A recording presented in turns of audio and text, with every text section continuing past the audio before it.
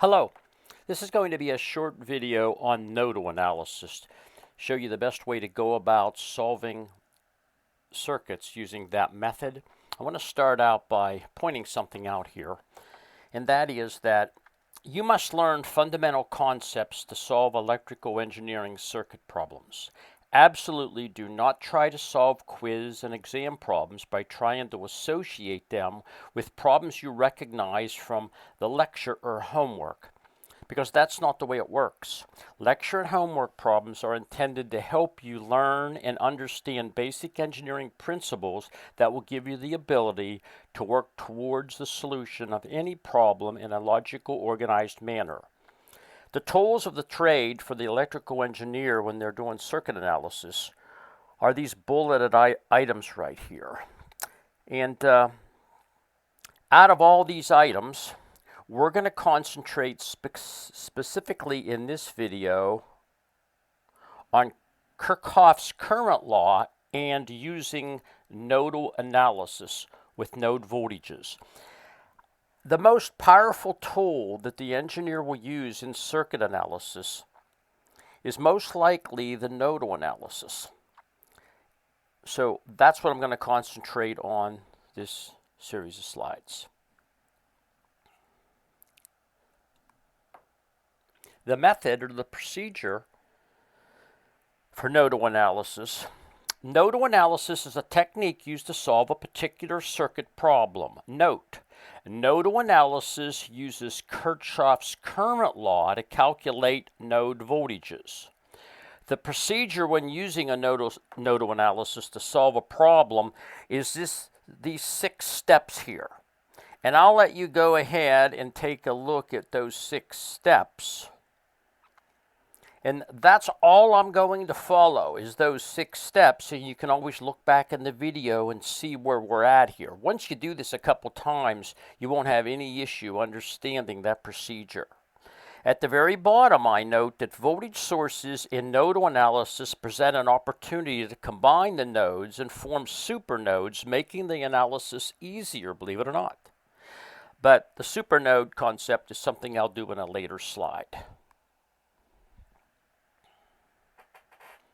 In order to do nodal analysis, you really have to know and use the passive sign convention. A lot of students make the mistake of not understanding the passive sign convention and trying to do nodal analysis. The passive sign convention is a very important technique used to assign voltage polarity across passive elements, whether it's resistors, capacitors, and inductors, when analyzing electric circuits. Using the passive sign convention is essential when writing either mesh loop or nodal equations. If you do not use this technique, you most likely will not be able to get the correct answer to solve the problem you are working. Therefore, you must get in the habit to always use this convention when analyzing circuit problems. I tell my students that those of you that ignore this handout or this comment on passive sign conventions most likely will always have difficulty analyzing circuit problems, particularly with nodal analysis. So let's do a couple problems real quick, and I'll explain to you the best way of going about. Here's problem number 1. Find the voltages at nodes V1 and V2 in the following circuit. It says use any method convenient to you, but we're going to use nodal analysis. So I'm going to go ahead and I'm going to define a reference node. That's the first step. And we usually make that the bottom node there. Now that's everything down here. That's this whole wire here. Everything, that's your reference. That's your 0 volts. That's your reference point. And then we're going to call this V1 up here, and there's an unknown node voltage. And we're going to call this V2. There's your other unknown node voltage. So the first thing we have to do is assign currents. So I'm going to call a current going in this direction I1. I mean, we know it's 14 amps, and we know that direction. Positively, we know that direction. There's I1. I'm going to label a current going down through that 4 ohm resistor, and I'm going to call it I2. Now we could have labeled the current going up. It makes no difference which direction you assign current. I'm going to show it going down. But when you show that direction, you have to use the passive sign convention. Current always enters the positive end of a passive element, and it leaves on the negative end of that. So it's always a voltage drop through a passive element. I'm going to assign the current up here, left to right. I'm going to call that I3. Well, as soon as I draw the direction of the arrow, you put a plus where current enters, and you put a negative where current leaves. That's the passive sign convention. If you don't do that, you will not get the correct equations. You'll get mixed up. I could assign the current going from right to left in the opposite direction, but I'd have to put a plus on the right side and a negative on the left side. Then we have a 5 ohm resistor, and I'm showing the current going down there, and I'm going to call that I4. Passive sign convention, plus to minus. And then we know the direction of this current. This current has to go in that direction, and I'm going to call that I5. And there's I5. Now we're ready for the analysis. The analysis, and we'll do it right over here on the right-hand side. By Kirchhoff's current law at node V1, I get a top-level equation. My convention is currents going into a node are positive, currents coming out of a node are negative. If your instructor shows you another way, that's no problem. If he says currents going in are negative, currents coming out are positive, that doesn't affect it. You just get the negative of the equation. The same circuit equation that you end up with will have the same intelligence in it than if you use my convention. Most instructors will say current going in are positive. So just zero in on node V1. Just zero in on node V1 in that circuit and write the top level equation. You get a plus I1 because it's going in. You get a negative I2 because it's leaving. And you get a negative I3 because it's leaving. And that has to equal 0. That is Kirchhoff's current law. That's called the first level equation. Absolutely do not try to go to the second equation right off the bat. Always get that first level equation. Too many students try to jump to the equation we're going to end up with second. And that is, what is V1? Well, look at the circuit. V1 is plus 14. I1 is plus 14. What's I2? I2, negative.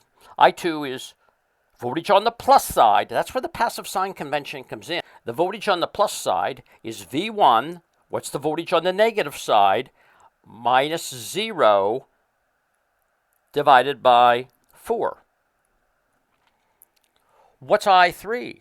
I3, negative, put in your parentheses, voltage on the plus side, V1, minus the voltage on the negative side, V2, divided by 5. And that equals 0. Now you know why the passive sign convention is so important. When you put your numerators in on these individual terms, you always start with the plus side of the resistor. And you subtract the negative side of the resistor. My least common denominator right here turns out to be equal to 20, and I just solve that by multiplying through, and you get your first system equation. I'll save you the algebra. It's 9V1 minus 4V2 is equal to 280. There's one linear equation with one unknown. I'm going to call that equation number 1. Then you go to the next node. Take a look at the circuit. You say by Kirchhoff's current law at node V2. And if you're looking at node V2, do the top level equation first. Plus I3, because the current goes in.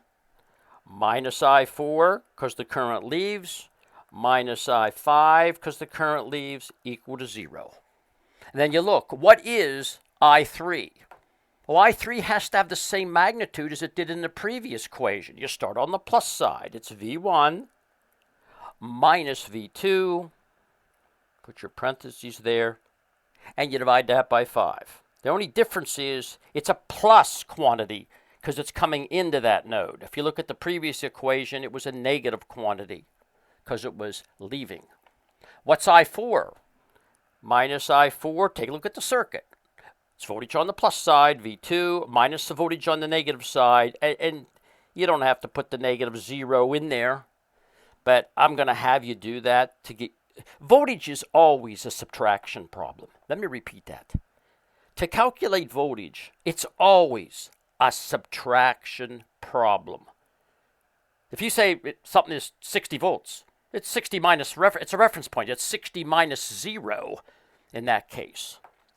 But you always have a subtraction problem when it comes to voltage. I'm going to show you what I mean in a minute after I finish this up here.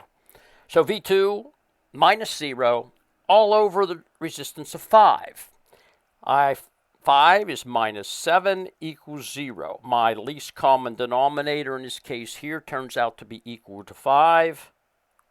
And when I clean it up a little bit, I get a 1 V1 minus 2 V2 is equal to 35.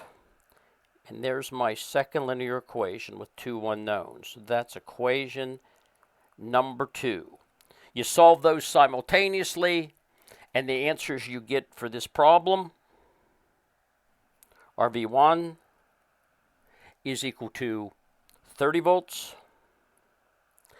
and V2 turns out to be equal to negative 2.5 volts. And there's your answers to the problem. Now, getting back to where voltage is always a subtraction problem, let's look down here for a second. If I have a resistor here, and there's a resistor R, and this is 10 volts on that side, and I'm assuming current goes in that direction because this is 2 volts over here, and you know current always flows from a more positive to a more negative voltage conventionally. So there we have the direction. There's our passive sign convention. The voltage across the resistor in that case is equal to 10 minus 2, which is equal to 8 volts. But what if we have something like this? What if we have as an example where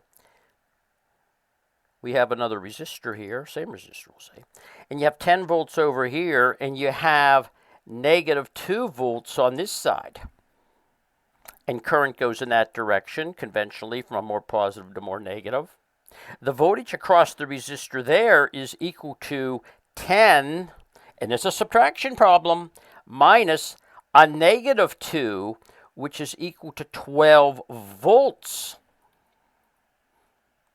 Think of the 10 volts as 10 steps toward the attic on the main floor.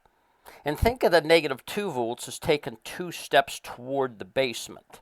If somebody stands on the second step down from the main floor at negative 2, and somebody stands on the 10th step, the difference in steps between them are 12. Maybe that helps you with that. And then the second problem that we're going to look at to illustrate this is a problem that looks like this. And again, we're going to use nodal analysis. Using KCL, calculate the voltages at node V1. Here's V1 and V2. And this is going to be V2 at that point right there. There's 2 voltages that we do not know. So my procedure says create a ground reference, and almost all the time it's this bottom part of the circuit. That's where you can create a reference anywhere, but let's put it at the bottom. That's your 0 volts. That's your reference point. And I'm just going to assign some currents. So how did I assign the currents here? I'm going to assign a current that goes in this direction. I know it absolutely goes in that direction. That's a current source. It's I1, and it goes in that direction. I2, I'm going to label it down here. Put a plus to minus in. Don't forget that passive sign convention. I'm going to put an I3 right here. There's my I3. Since I assumed that direction, I'm going to go plus on the left, minus on the right. If I assign the other direction, no problem. You'll still get the right answer. Just put a plus on the right side and a negative on the left. And then I do an I4. I'm going to show I4 coming down in this direction through the 6 ohm. I put a plus there and I put a minus there. And I know what I5 is. And I know the direction. It's a current source. It goes in that direction. That's I5. There's no plus to minus because there's no resistor. That's I5. Now I do my analysis. First level equations, though, by Kirchhoff's current law at node V1. And I take my time with the first level equation. Just look at node V1. Just zero in on node V1. You have a plus I1 because it enters the node. You have a minus I2 because it leaves the node. And you have a minus I3 because it leaves the node. And that equals 0. That's Kirchhoff's current law. Now, you go to the second level equation. Always write that first level equation. It gets your brain thinking. Don't try to go to this second equation right off the bat. Do not try that. So, I1 is 5. What's I2? Well, you subtract I2. I2 is V1 minus 0 all over 2. What's I3? Take a look at the circuit. I3 is equal to V1, voltage on the plus side, minus V2, voltage on the negative side, and divide that by the resistance. And that has to equal 0. That has to equal 0. Now, look, dimensionally it's sound. That is current. This is Ohm's law, volts over resistance. That's current. And that's voltage over resistance. That's current. So dimensionally, everything's current. All those quantities are current, and you can surely manipulate them that way. I get a least common denominator there equal to 8, and I clean it up using a little bit of algebra, and my first system equation is a negative 6V1 plus 2V2 equal negative 40. There's my circuit or system equation. Let's call it a circuit equation. That's equation number 1. Minus 6V1 plus 2V2 equal negative 40. Now I go to the second node, and I say by Kirchhoff's current law at node V2. What do we end up with? Top level equation. Just zero in on node 2. Forget about any other part of the circuit. I get a plus I3 because it comes into that node, minus I1 because it leaves, minus I4 because it leaves, and plus I5 because it comes in. There's 4 currents there. Be careful. There's I3, there's I1, there's I4, and there's I5. Now you do the second equation. After you get the top level equation, you get your brain thinking, then you look at the circuit. The passive sign convention plays out perfect here. What's I3? It's the voltage on the plus side, V1 minus V2, divided by the resistance, which is 4. What's I1? You subtract. What's 5? What's I4? You subtract. V2 minus 0 all over 6. And I5 is the 10 equals 0. My least common denominator in that is 12. I multiply through and clean it up using algebra. My second circuit equation is a plus 3 V1. Clean that up a little bit there. Plus 3 V1 minus 5 V2 equal negative 60. That's going to be equation number 2. Solve those simultaneously, and you end up with V1 in that circuit is equal to 13.33 volts, and the node V2 voltage is 20 volts. And they're the answers to that nodal analysis problem. Now notice, once you know V1 and V2, you can go back and look at your equations. You can calculate I1, or I2 rather, or I3. Or you can calculate I4. Once you get the current, you can square it and take it times the resistance, you can get power. So you can calculate all the different quantities in that circuit once you know those node voltages. The important thing I want to say here is, though, see that arrow? Don't try to go to that second equation. Don't go to that second equation every time. Stay away from it. Always get that first level equation with the I1, I2, and I3, and I4, and I5, or whatever. And then get the second equation. That's nodal analysis, and I hope it helps you out.